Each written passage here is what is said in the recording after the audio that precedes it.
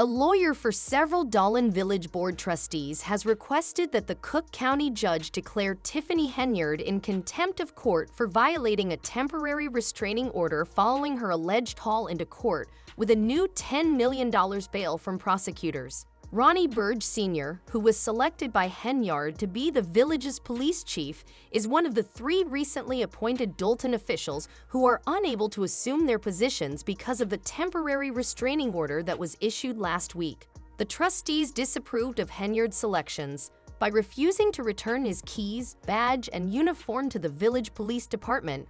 Burge is allegedly violating the restraining order, according to the lawsuit filed by the attorney representing the majority of the Dalton trustees. Henyard is also accused of interfering with Keith Freeman's responsibilities as Dalton's village administrator. A federal grand jury inquiry that started in November 2023 is one of the many legal matters and investigations that Henyard is now embroiled in, after it was discovered that the appointments of recently hired staff members violated both the Illinois Municipal Code and the Dalton Village Code. A Cook County judge decided that they could not work in Village Hall. There have been other alarming developments regarding Tiffany Henyard, according to Fox 302. Cook County has served Chicago Henyard and her partner Sim Woods with an eviction notice despite the landlord's allegations that they have been living at the Henyard rental property on the 14,600 block of South Harvard for the last 3 years. Henyard has turned down requests for property inspections, and the amount of past due rent is $3,300. The mayor of Illinois.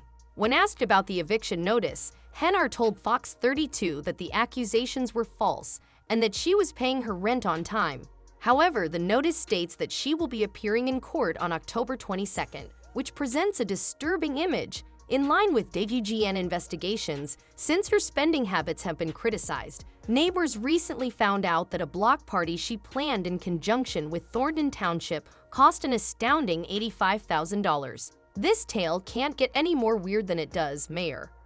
In order to look into how Henyard caused the Dalton Village General Fund to go into a $3.65 million deficit, the village trustees contacted former Chicago Mayor Lori Lightfoot. According to preliminary data, Henyard drastically increased the police budget by spending over $443,000. Critics say this was done as a means of hiring police as her personal assistant security information.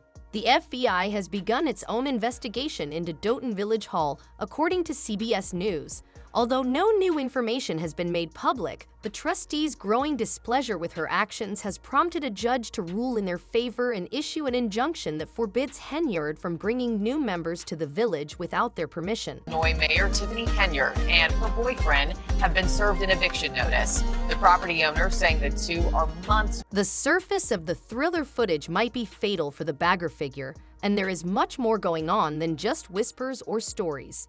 This time, the walls enclose Tiffany Henyard in a startling development akin to a crime. Her own team, not an outsider or undercover journalist, is allegedly the source of the leak. The twist is that sources say Henyard is losing control and is now in full-blown panic. Is this a betrayal from within her ranks, or is Kara rearing its head? Whatever the truth, it seems like Henyard's days of playing the innocent card are rapidly coming to an end. A peaceful Tuesday evening trustees meeting was abruptly called off due to low attendance. Most people would have ignored the matter, but Henyard made headlines by bringing in a new village administrator and attorney.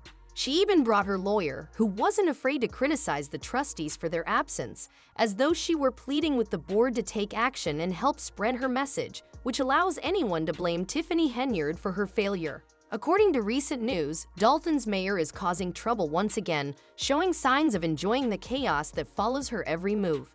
More uncertain residents have been complaining that Henyard has transformed Village Hall into a high-security fortress by blocking entrances and limiting seating. You might wonder why, but according to Henyard team, it was all for security. The most recent blow to her was that she behaved like someone desperately trying to hold on to sand during a violent windstorm, with each frantic movement causing the power to slip away faster. The already tenuous hold on power was further weakened when Illinois Attorney General Kwang Aor's office disclosed that her administration had violated the Open Meetings Act twice during their June and July meetings. To correct the record, it seems that one sarcastic letter to Henyard mother's home was enough to turn the entire house into a stronghold. This blue marker letter name, while Henyard and her mother are certainly unpleasant, they hardly pose a serious threat. With less than 20 people attending this week's alleged meeting, the Attorney General's office essentially ignored the matter, calling it a major overreaction with no basis whatsoever. The worst part is that this supposed evidence of danger didn't even surface until after 2 meetings had already taken place.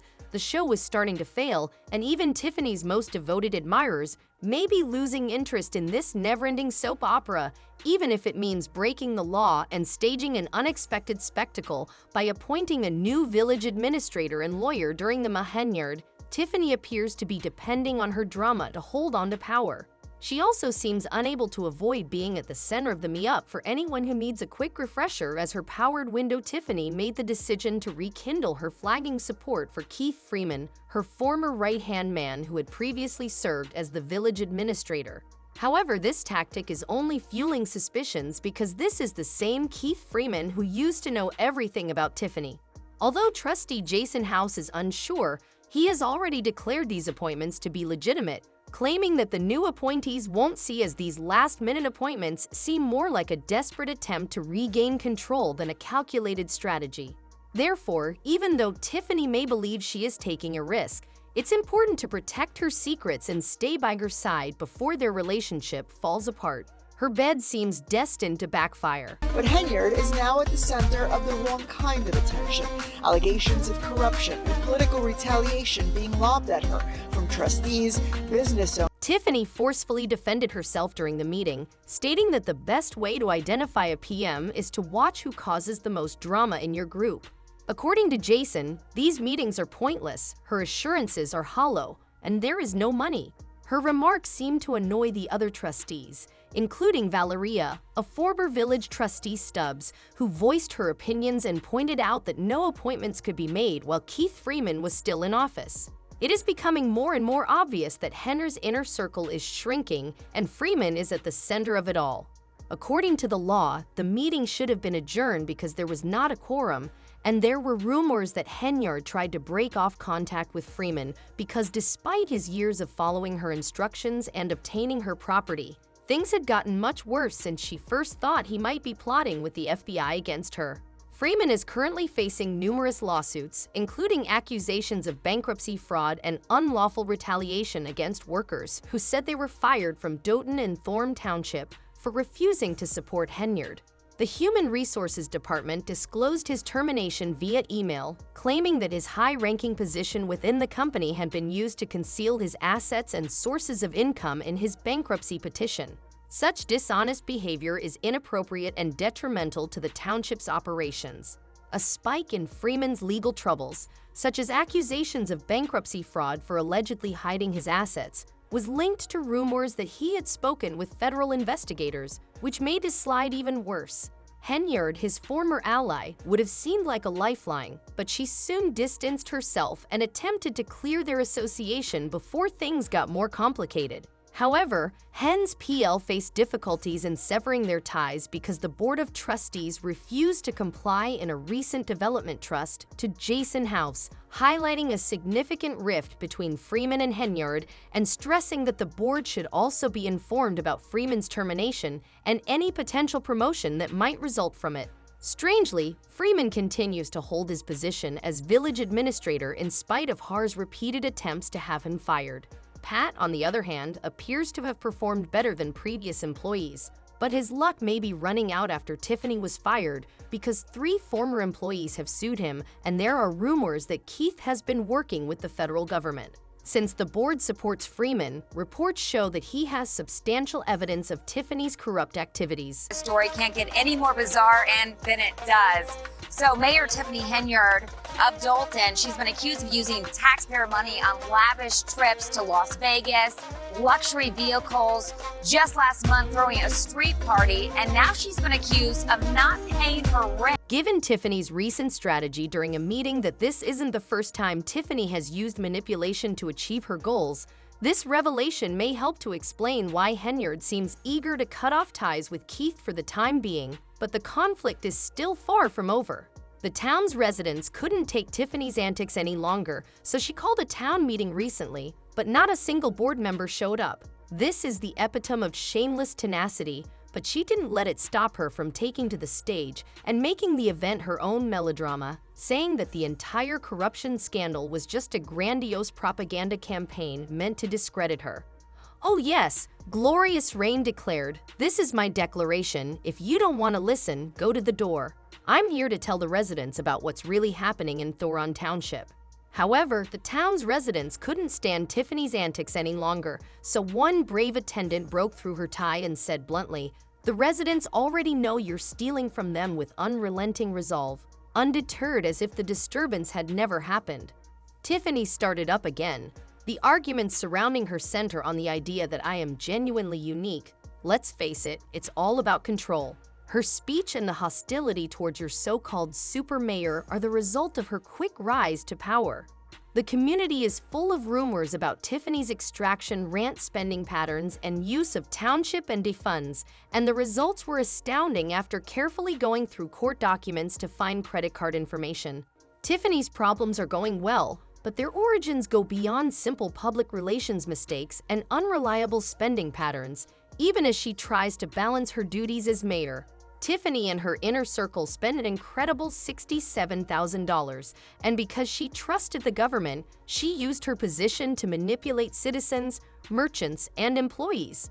The whistleblower revealed that she had previously stayed quiet about Henry's extravagant excursions and spending during recent board meetings, but that trust has already disappeared, and it's probable that she took her time to listen to her conscience after everything seemed to be firmly under Henyard control as she recklessly maxed out credit cards as if there were no tomorrow. It's also important to remember that Henyard allegedly used her own squad of police officers to intimidate anyone who dared to oppose her. With such oppressive backing, it makes sense that many people were afraid to voice their concerns, and a brief explanation: supporters are appropriately making fun of Henyard. Her insinuation that this train wreck is so close to being indicted that it's mind-boggling that she can fool herself into thinking an arrest can't come soon enough carries a lot of weight. But the moment Henyard turned to accusing Carmen of negligence in her handling of the case, did you notice that given how silent she has been throughout it, even refusing to speak to the media without her lawyer present? That's not the end of today's video. Stay tuned for more star speculations, and we'll see you in the next one. She unintentionally revealed the mistreatment Tiffany endured, and rumors of her incapacity spread widely. Instead of confronting the underlying issues, she chose to lash out at the media for not portraying her in a positive light, claiming it was a mature response. Since taking the job, Tiffany has been on pedestals, and with the state of affairs, her days of being a free spirit are rapidly fading. A lawyer for several Dahlin Village Board trustees has requested that the Cook County judge declare Tiffany Henyard in contempt of court for violating a temporary restraining order following her alleged haul into court with a new $10 million bail from prosecutors. Ronnie Burge Sr., who was selected by Henyard to be the village's police chief, is one of the 3 recently appointed Dalton officials who are unable to assume their positions because of the temporary restraining order that was issued last week.